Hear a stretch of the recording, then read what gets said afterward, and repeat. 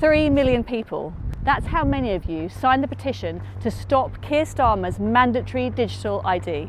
It's the 4th largest petition ever presented in Parliament. So what does that mean? Many MPs couldn't get a seat as they turned up to make sure that the voices of their constituents were heard.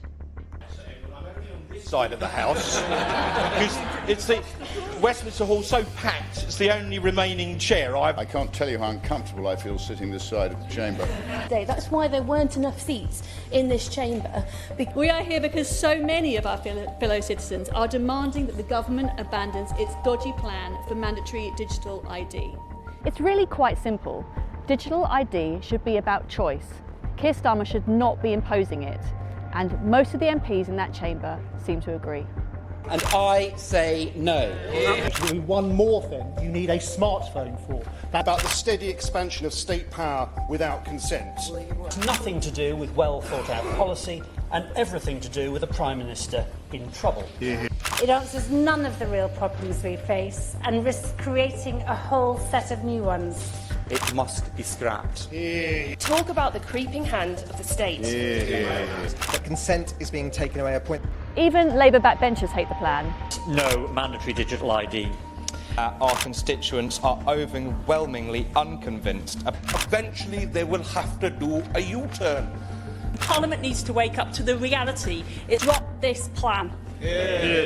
Labour don't want to answer any questions about this because it was a policy rushed out without any plan behind it. The Minister, during his speech, didn't want to take interventions from any of the MPs in the room. But I won't take interventions, as I will not. He will not. Ministers no longer talk about digital ID reducing illegal migration. That argument totally bombed. Now apparently it's all about getting good online services. How disingenuous. First, to oppose digital ID is not to oppose the modernisation of government. It is not to oppose great online services for people. It is to say that you do not need a monopolistic government ID scheme which is mandated to be able to have those online services, and nobody should be suggesting otherwise. Conservatives oppose mandatory digital identity in principle and in practice. It is a government that has not the competence to run a bath, let alone a secure national identity scheme. And it seems many Labour MPs now agree, including those in this chamber. Every day they are openly jostling and gossiping about the Prime Minister's demise.